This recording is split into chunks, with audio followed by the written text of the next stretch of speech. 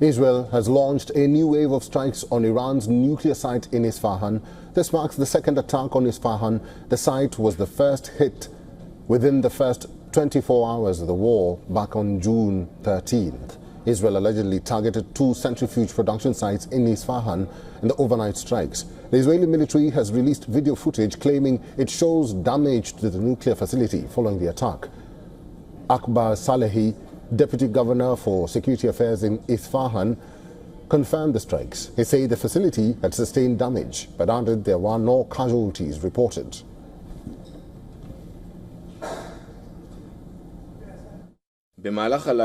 We deepened the damage to the nuclear site in Isfahan and western Iran. On the screen, we can see the site where uranium is being reconverted. This is the second stage after uranium enrichment in the process of developing nuclear weapons. We targeted the site at the beginning of the operation, and tonight we targeted it again.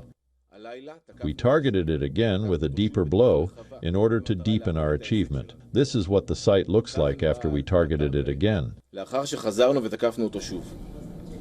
The International Atomic Energy Agency, or the IAEA, also confirmed that a centrifuge manufacturing workshop in Isfahan was hit. However, the IAEA emphasized that no nuclear material was present at the site, and therefore the attack poses no radiological risk. Let's now take a quick look at the current status of Iran's other nuclear sites. First up, let's take a look at the damage at Iran's Natanz nuclear enrichment site. The IAEA Director General says that Israeli strikes on June 13th have destroyed the facility above ground, making it non-functional. Serious underground damage has also been observed. The IAEA says that there is no external radiological impact. However, within the compound, there is radiological and chemical contamination. Grossi says there is main concern of chemical toxicity in the site. Next is Fordo enrichment site, which is buried deep underground. Israeli missiles have not reached this complex yet. IAEA's latest update is that there is no impact on Iran's main uranium enrichment site.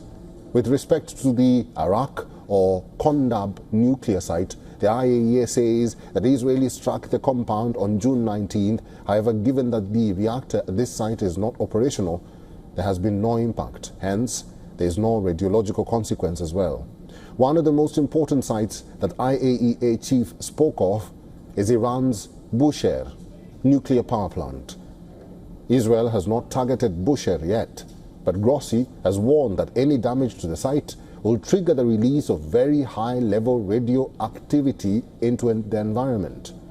Grossi warns that this could impact an area of hundreds of kilometers. The IAEA chief also said that any action against the Tehran nuclear research reactor could have severe consequences, potentially for large areas of capital Iran or Tehran and its inhabitants. He said, and I quote, "In such a case, protective actions would need to be taken